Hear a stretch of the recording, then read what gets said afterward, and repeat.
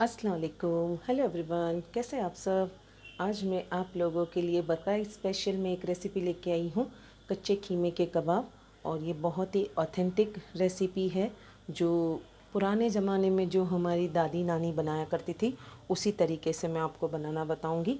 तो सबसे पहले मैं आपको यहाँ पे बता दूँ, ये 350 ग्राम कीमा है जिसको मैंने एक मशीन से ही बुचर के पास करवा लिया है। ये बीफ का कीमा है, आप चाहो तो मटन या लैम्प का भी ले सकते हो। अब सबसे पहले ये 350 ग्राम कीमे के अंदर हम मैरिनेशन करेंगे और इस मैरिनेशन को हमें करीब करीब कम से कम आधे से पौना घंटा हमें मैरिनेट करके रखना होगा।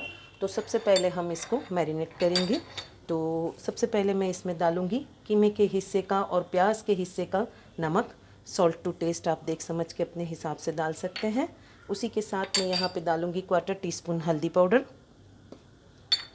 उसी के साथ यहाँ पे डालूँगी 1 टेबलस्पून भरकर धनिया पाउडर और 1 टीस्पून मेरा होममेड गरम मसाला पाउडर है। 1 टेबलस्पून भरकर तीखा और कश्मीरी मिक्स मिर्ची पाउडर है मेरा, 1 टेबलस्पून लिया है मैंने। और यहाँ पे मैंने 2 पिंच के बराबर भजिए का सोडा लिया है। इससे कबाब बिल्कुल अंदर से सॉफ्ट और खीमा जो कच्चा है वो हमारा गल जाएगा। यही इसकी टिप और ट्रिक है, इसको आप लाजमी फॉलो करें। यहाँ पे मैंने 2 टेबलस्पून भरकर जिंजर गार्लिक पेस्ट लिया है। आप जितना तेज़ खाते हो उस हिसाब से मिर्ची को एडजस्ट कर सकते हो। 1 टेबलस्पून भरकर मैंने ग्रीन चिली पेस्ट लिया है, ये तेज़ वाला है।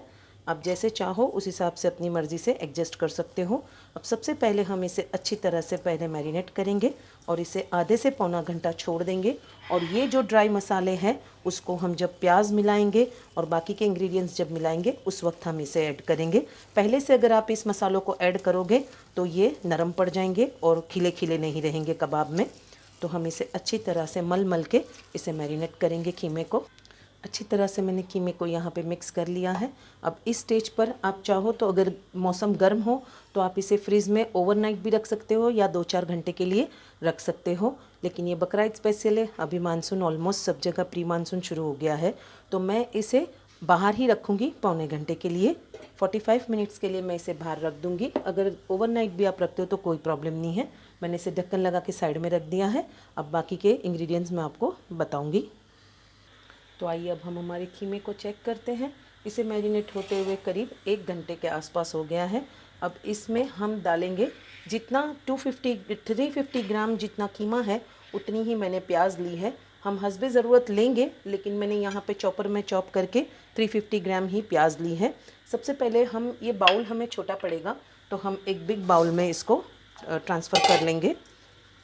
सबसे पहले कीमे को इसमें लेंगे। और हाँ, एक टिप आपको ये भी बताती चलूँ, इसको डबल मशीन नहीं करवाना, अपने कीमे को सिंगल मशीन ही करवाना और इसमें थोड़ा सा फैट भी ज़रूर डलाए।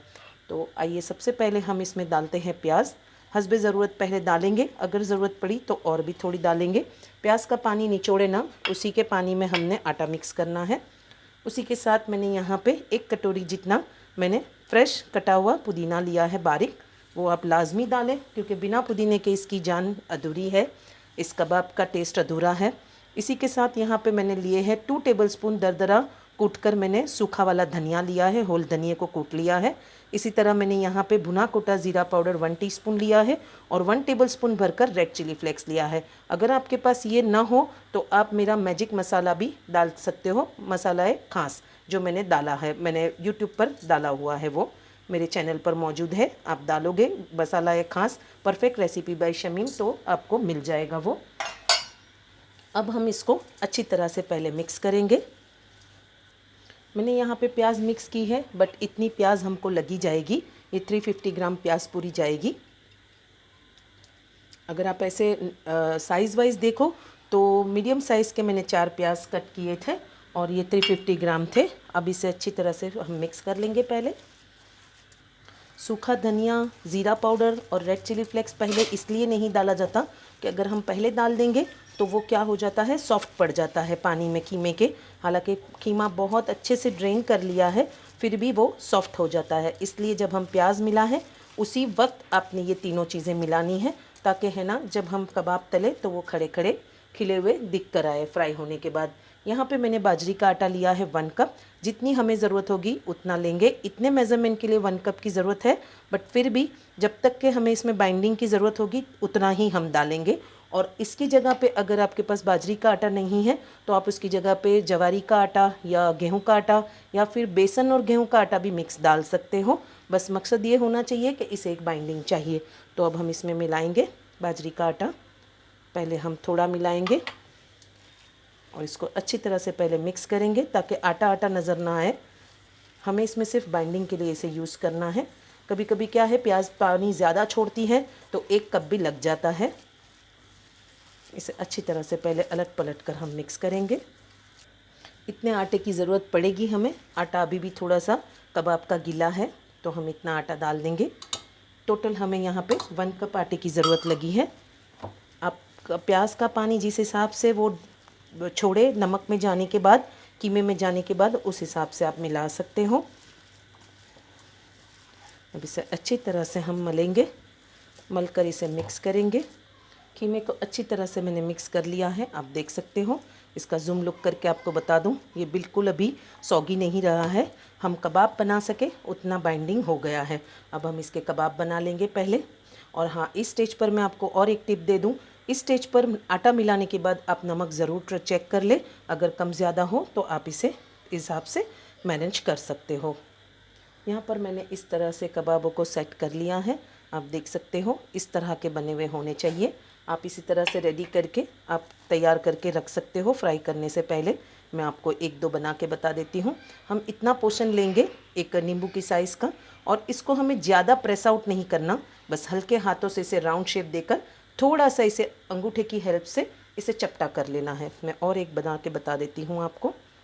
पहले आप इतना पोर्शन ले और पोर्शन लेने के बाद इसको इस तरह से पहले हल्के हाथों से गोल शेप दे दें। गोल शेप देने के बाद अंगूठे की हेल्प से इस तरह से चपटा कर दें। अगर आप फुल्ली राउंड भी रखना चाहते हो तो कोई दिक्कत नहीं है। अब मैं बाकी के बना लेती हूँ, फिर आपको फ्राई करके बताती हूँ। यहाँ पे मैंने इतने कबाब रेडी कर लिए हैं, आपको बताती चलूँ। इतने रेडी कर लिए हैं, बाकी का इतना आटा बचा है उसे मैं बाद में बनाऊँगी। आपको ये पहले फ्राई करके बताती हूँ। ऑयल मैंने मीडियम फ्लेम पर अच्छी तरह से गर्म कर लिया है। हमें इसे हाई फ्लेम पे नहीं तलना क्योंकि ये कच्चे कीमे के कबाब है तो अंदर से कच्चे रह सकते हैं। तो अब हम इसे इस तरह से एक एक करके डालेंगे।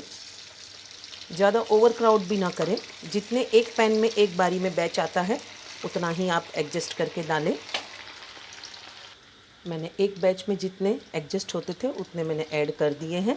अब हम इसे हल्के हाथ से थोड़ा सा ये सेट होने के बाद आप इसे टच करें। कम से कम 2 से 5 मिनट इसे मीडियम फ्लेम पर फ्राई होने दें। और अभी भी मैंने मीडियम ही रखा है।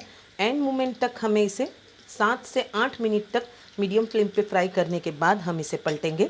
और पलटने के बाद इसको हाई फ्लेम करेंगे और गोल्डन ब्राउन करेंगे। अभी मैंने थोड़ा इसको सेट होने देना है।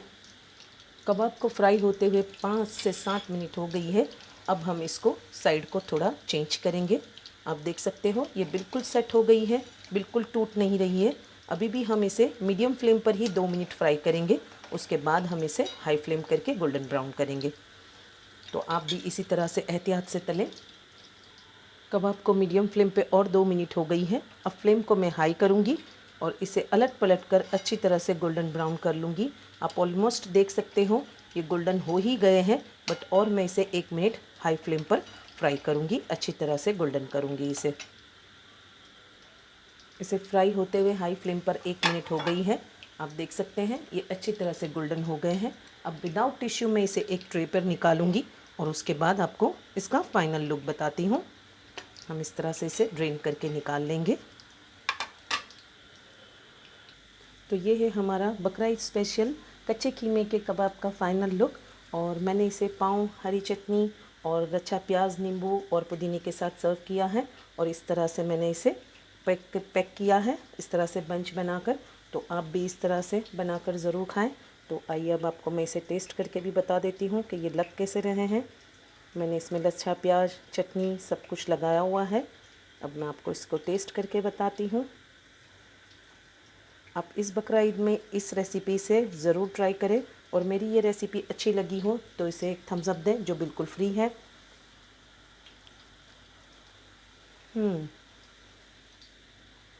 अंदर से बिल्कुल मॉइस्ट, ऊपर से क्रिस्पी। आप देख सकते हैं इसमें धनिया, प्याज, रेड चिली फ्लेक्स सब कुछ दिखाई दे रहा है।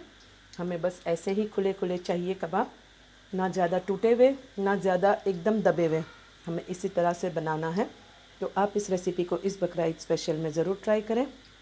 और ये रेसिपी अगर अच्छी लगी है तो मुझे कमेंट बॉक्स में ज़रूर बताएं और मुझे अपनी दुआओं में याद रखें। अल्लाह हाफ़िज़, टेक केयर।